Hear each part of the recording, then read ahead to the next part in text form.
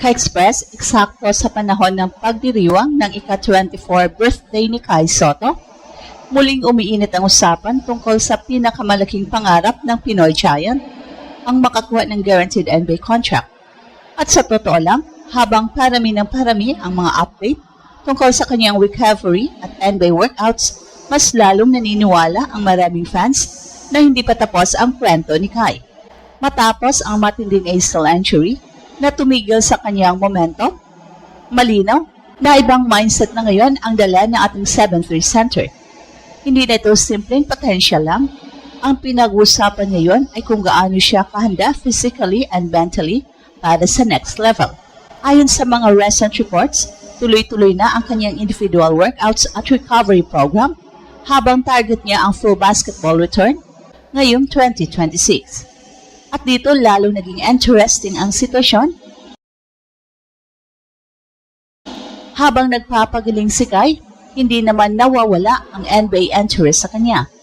Ilang beses na rin siyang nalink sa workouts at scouting conversations noon pa man, lalo na dahil sa unique combination niya ng height, mobility at shot blocking instincts. Kaya para sa maraming Pinoy fans, parang perfect birthday gift na lang ang kulang, isang guaranteed NBA contract. Pero hindi rin dapat madaliin ang lahat. Ang NBA ngayon ay mas brutal at mas physical kaysa dati. Kailangan ni Kai hindi lang maging healthy, kundi maging explosive ulit. Ang maganda, bata pa siya sa edad na 24. Ang modern NBA, maraming big men ang late bloomers. Kaya habang marami ang nagdududa, marami ring naniniwalang buhay na buhay pa rin ang NBA dream ng ating Pinoy Tower. Well, sa totoo lang, kung may isang bagay na hindi may kakaila tungkol kay Kai, ito ay ang katotohanan, hindi talaga nawawala ang pangalan niya sa NBA conversations kahit gaano kahirap ang dinaanan niyang injury journey. So isipin mo, karamihan sa mga players kapag tinamaan ng ACL injury, biglang nawawala sa spotlight. Pero kay Kai, kahit nasa rehab process siya, tuloy pa rin ang usapan tungkol sa kanyang potential. So ibig sabihin na lang ito, may nakikita pa rin ang basketball world kay Kai na hindi basta-basta mawawala. At bakit nga ba special si Kai para sa mga NBA scouts? Una sa lahat, bihira ang 7'3" player na may natural coordination at mobility. Sa modern NBA, hindi sapat na matangkad ka lang. Kailangan marunong kang dumepensa sa perimeter, tumakbo sa transition, mag-pick and roll coverage, at magkaroon ng timing sa rim protection. Ito mismo ang mga aspetong matagal nang pinapakita ni Kai kahit noong mas bata pa siya. Pangalawa, malaking factor din ang timing ng NBA ngayon. Ang liga ay muling bumabalik sa pagpapahalaga sa size. Kapag tiningnan mo ang mga contenders ngayon, karamihan ay may elite rim protectors at mobile big men. Kaya para sa maraming analyst, hindi outdated ang laro ni Kai. Ang tanong na lang ay kung gaano siya kalusog sa pagbabalik. Ayon sa mga latest updates, on track ang kanyang recovery at target niya ang tuluyang pagbabalik ngayong 2026 matapos ang ACL injury na nakuha niya noong early 2025.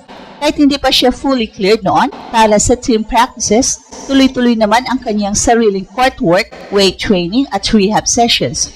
At dito pumapasok ang pinaka-importanteng parte ng kanyang career ngayon, patience. Hindi kailangang madaliin ni Kai ang NBA sa edad na 24. Marami pang centers sa mundo ang nagsisimula palang makilala. Ang NBA ay puno ng kwento ng mga big men na late bloomers. May mga players na halos 26 o 27 years old bago tuluyang makakuha ng stable role sa liga.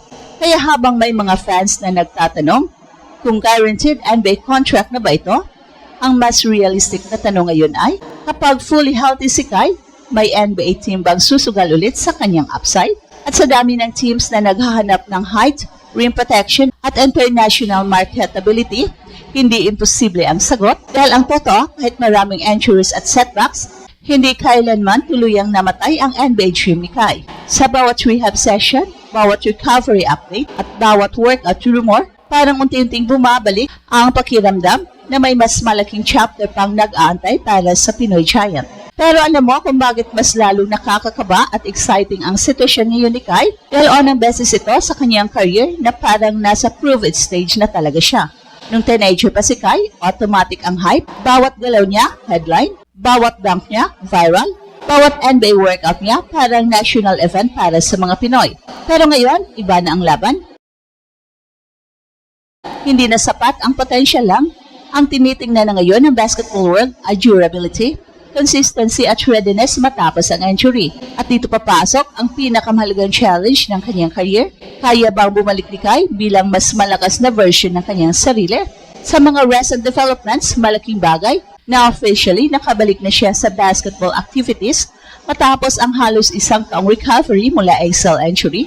Sa katunayan, nakapaglaro ulit na siya sa Japan B-League kasama ang Koshigaya Alphas, bagay na sobrang importante para maibalik ang kanyang rhythm at confidence. Yes, nagkaroon pa ng maliit na ankle scare sa kanyang comeback game, pero ayon sa mga reports, hindi ito kasing seryoso ng ACL injury na matagal niyang pinagdaanan. At para sa maraming analyst, normal lang ito sa isang player na matagal nang nawala sa live competition.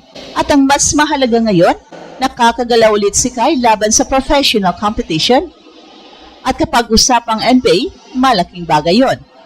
Maraming fans ang hindi nakaka-realize na hindi naman agad guaranteed contract ang unang binibigay sa karamihan ng international prospects. Kadalasan nagsisimula mula sa Summer League invites, Exhibit 10 deals, two-way contracts o training camp opportunities. Doon sinusubukan ng NBA team kung kaya ba talagang mag-survive ng player sa pace at physicality ng liga.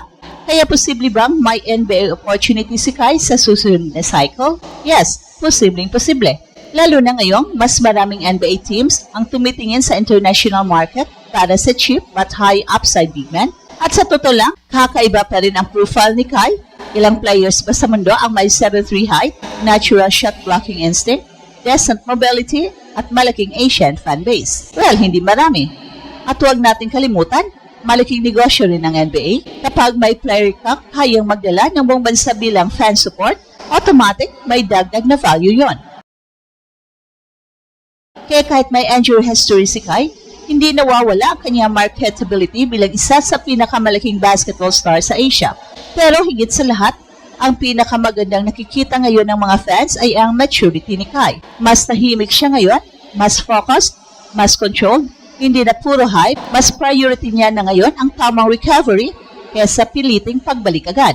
At minsan yun talaga ang sign na papasok na ang player sa pinaka-importanting phase ng kanyang career. Kaya habang pinagdiriwang ni Kai ang kanyang 24th birthday, maraming Pinoy ang iisa ang hiling, hindi lang simpleng comeback, kundi isang comeback na magdadala sa kanya sa pinakamalaking entablado ng basketball sa buong mundo.